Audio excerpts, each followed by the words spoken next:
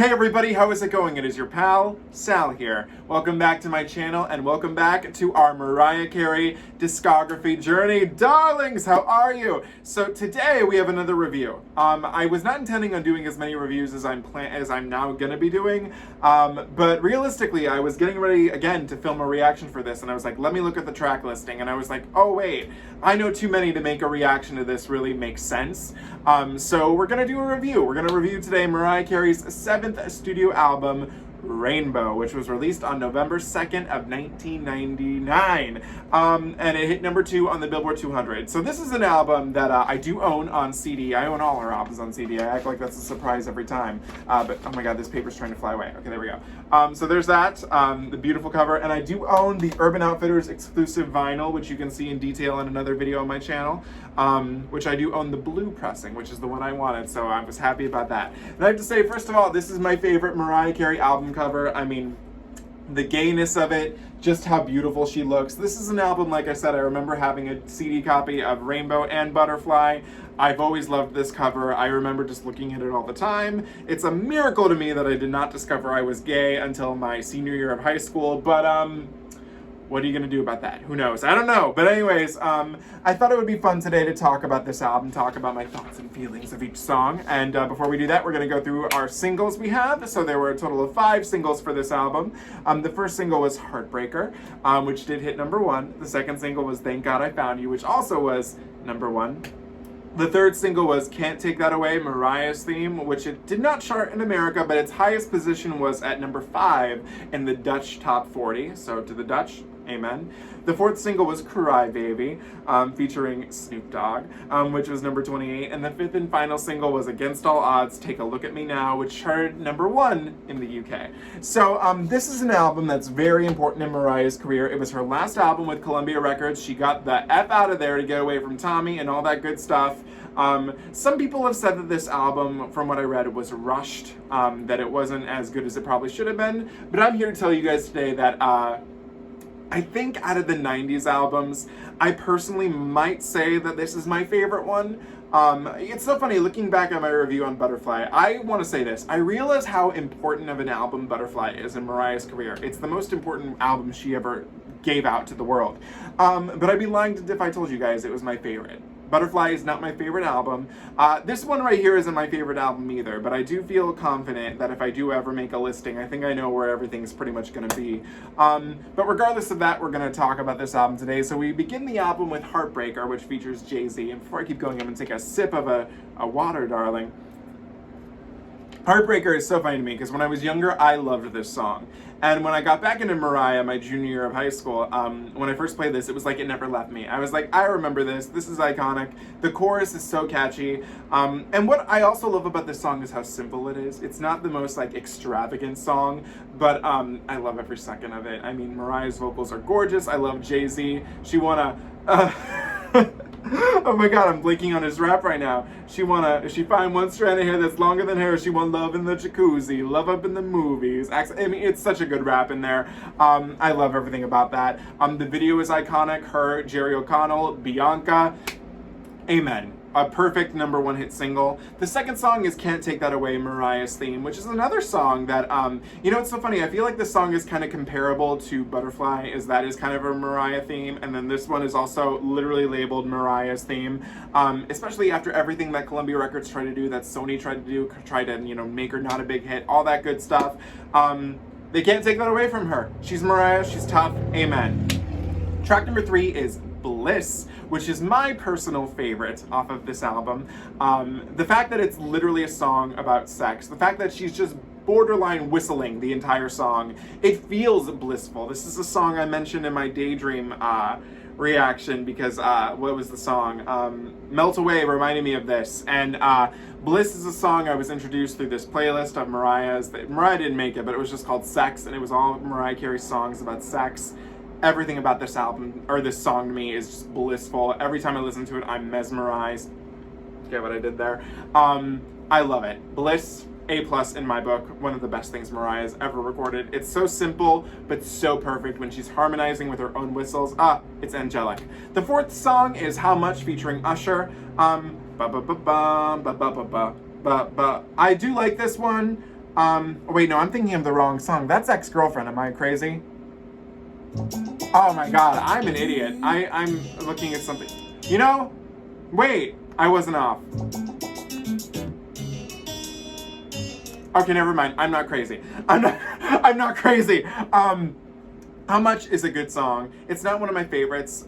This is one of the ones that I actually needed to remind myself on. It's still not one of my favorites. Every time I was listening to it a lot this week and I was like, you know, it doesn't do a whole lot for me. You know what I mean?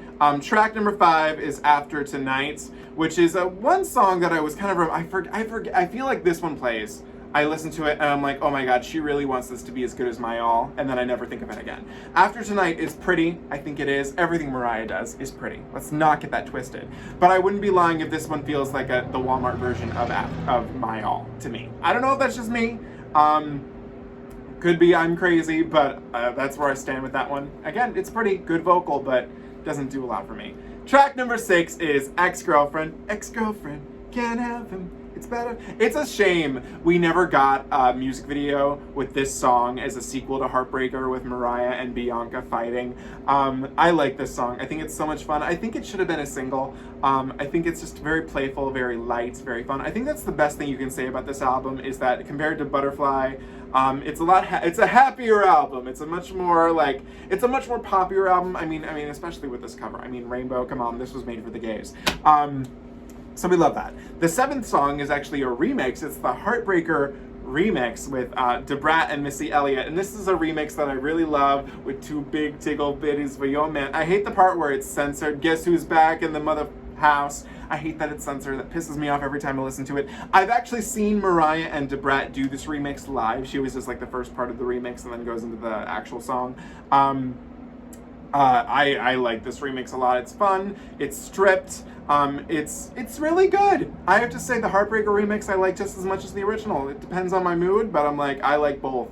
Brat and Missy Elliott, we love female rappers. They do great. Track number 8 to 9 is Vulnerability Interlude into Against All Odds, Take a Look at Me Now, which is a Phil Collins cover, which is Mariah, pretty much for all of Mariah's first album, she has the obligatory cover except for the first and second album. And this is another great cover. I mean, I love Mariah's version. Like I said, this did hit number 1 in the UK. However, the UK version was technically a duet, which featured the band Westlife. I like that version too. It works really well as a duet. It works really well as a solo piece. I mean, it's an amazing song. Phil Collins wrote it. You know it's good. I have a duet version actually on my computer that's like made with Phil Collins' vocals and Mariah's vocals. It sounds heavenly. It's such a good song. Mariah does so good on it. I think out of the 2 covers that are technically on this album, we'll get to that in a second, it's the best one. So I do have to enjoy it. I like it.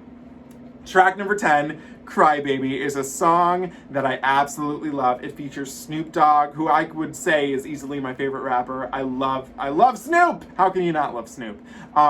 I love this song so much. He's like, what you crying for? And it's like, I love the vocals. This is another song that was used on Mariah X Lambley's videos for a while, and every time I hear that one little part of it, I'm like, oh yep, I remember hearing that in every video that he made of compilations of Mariah. I love that. Track number 11, Did I Do That, is, I would say, easily my least favorite song on the album.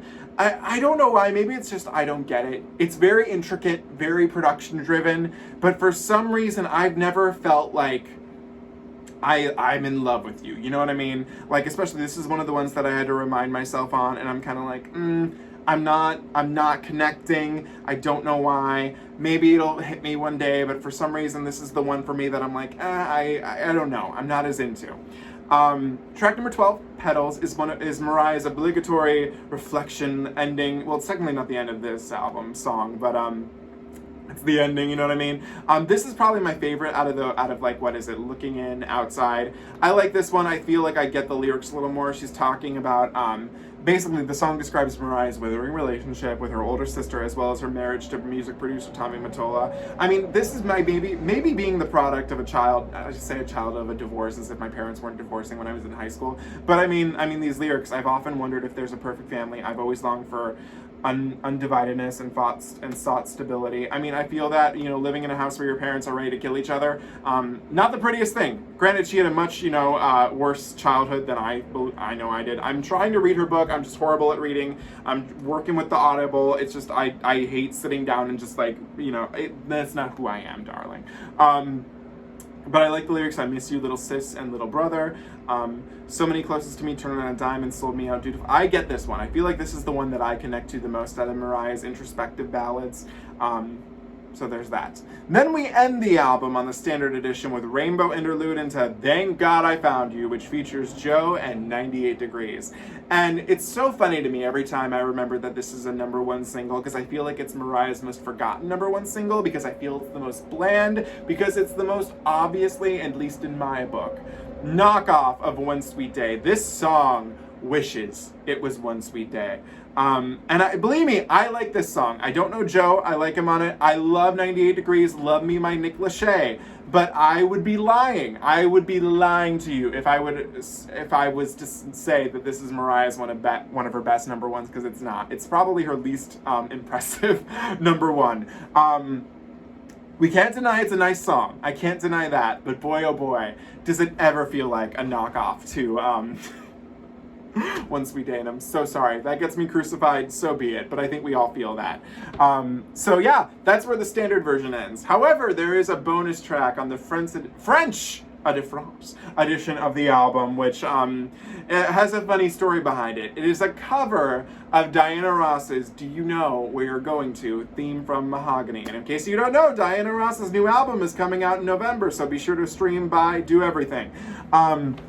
And I actually have seen the film that this comes from, Mahogany. It was okay. It wasn't as good as I hoped it would be. They play this song like every 5 minutes in the movie. It kind of got annoying after a while. I love Diana Ross's version. I think that'll always be the best one. But the reason why she wanted to do this song is because she loves Diana Ross. She wanted to do a tribute to Diana Ross. That's why during live performances for Heartbreaker, she would do it as a mashup with, what's that song called? I can't, if there's a cure for this, I don't want it. What is that called? Sweet Hangover, that's what it's called. She always does that as a medley, or did do it as a medley. And during the All the Hits tour, she was actually doing that again, but the day I saw her, because Brat was there, because Brat's from Chicago, she did the Heartbreaker remix into Heartbreaker instead. Do You Know Where You're Going To? So yeah. The reason why this was not included fully as like a standard track is because, as we all know, Tommy, and this is, I've said my piece on this before, Tommy was using J-Lo to get back at Mariah, whereas I am almost positive J-Lo was not really aware of how much he was trying to, you know, use her to like sabotage Mariah. Because to me it makes no sense. I see no reason why Jennifer Lopez came into the music industry thinking, I want to be a star, which everybody does, but I also want to take down Mariah Carey. That doesn't make sense to me, and that never will. I understand Mariah does not like her, but Tommy was the one doing the shady shit to me, not really J-Lo. So basically, he had J-Lo record a recording of Do You Know Where You're Going To. But here's the weird thing to me, is that J-Lo's version is also a bonus track on the 6th album. It's not as though it was a commercially able for everybody to get song of J-Lo's. So Mariah was like, you know, mad at that, which she had the right to be. I get that, but I don't think she should have been mad at J-Lo. It was really Tommy. So both of their versions are bonus tracks. I know that Mariah's is like obviously on the French edition, and for on the 6, J-Lo, it's only on, let me pull it up here. Oh my god, I typed in on the J-Lo, not on the 6. Okay, it was on the, which version? It was a Japanese and European bonus track. So it's not, like, again, okay, so basically everybody in Europe was getting it. But, only people in France got this one, and I believe it was also a bonus track on the #1s compilation as well, too. But here's the thing, okay? I don't think either of their versions are particularly my favorite. With Mariah's, I find hers to be, I don't love it. I don't love Mariah's version. I think that the arrangement is a little too stripped for my liking. What I love is the piano-ness of the original song.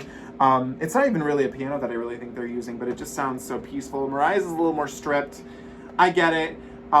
She also does a whistle note at the end, but I'm also like, for what? Like, here's the thing, is that we love Mariah's whistle notes, but I always feel like they need to be motivated. Like, that's an important part of music, and it feels like at the end of her version, she's just whistling for the sake of whistling. It sounds pretty, so don't get me wrong. But there's that. And with J-Lo's version, the only thing I really enjoy is the Latin-influenced production, which I think is cool to hear that. It's the most different. But either way, both versions, I'm like, I'll take Diana's version personally. It's like when you have one diva, another diva, it's like, I mean, it's hard. So yeah, that's Rainbow. An album that I've noticed on the Twitter sphere has gotten a lot of hate in the past couple of years because they say it was rushed, it wasn't that good. But I'm here to tell you that I like this album because I like that it flows really nicely. There's the interludes, the Rainbow interlude, the vulnerability interlude. I love that. It's a happier album for me. I feel like we get a little bit of I love you, I hate you. I don't think it's her best, but I will say it definitely has her best photo album cover. That's for damn sure. This is an album that it's hard because I'm like, this isn't one of the albums that I frequently go to if I want to listen to a Mariah album. I feel like those are more reserved for the later ones. But it's definitely, it's funny here because I'm doing this new thing now on my Instagram. It's not new, I used to do this, but I'm bringing it back. I'm going to ask every week what you guys think of each album I'm about to react or review, and just to get your guys' response. So unfortunately right now, let me double check if we've gotten any new ones. And I'm going to ask this question on Instagram, and you guys can respond to it, and I'll share it in the video. We've only gotten one response today, and that's from INFJ Will. He said, way underrated. I consider Rainbow the sister album to E = MC squared and Caution. Which is so funny because those are the three albums that all have like a hint of purplish pink in them, like with this purple that you see on the Rainbow, the purple that's on E = MC squared, and the purple like pinkish background of Caution. I'm like, that's a good way to tie those three in together, so thank you for that. So yeah, I do really enjoy Rainbow. Again, I feel like this is the album that suffers the most from knockoffs, especially from like After Tonight and Thank God I Found You. Those feel like less impressive versions of two songs off of the last two albums. But regardless, it's still a good album. I like the interludes, and it's a lot of fun. So what do you guys think of this album? Let me know in the comments below. As always, do not forget to comment, like, share, and subscribe. You can follow me on Instagram at Salvador J. Rocha, Twitter at Sal Says Stuff, and I will see you next week. Have an amazing day, darling. And thank God I found you. Thank God you're here watching this channel. I'll see you guys later. Have a great day. Bye. See you for glitter next week. That's what I forgot to say. And I cannot wait to talk about glitter. Bye, guys.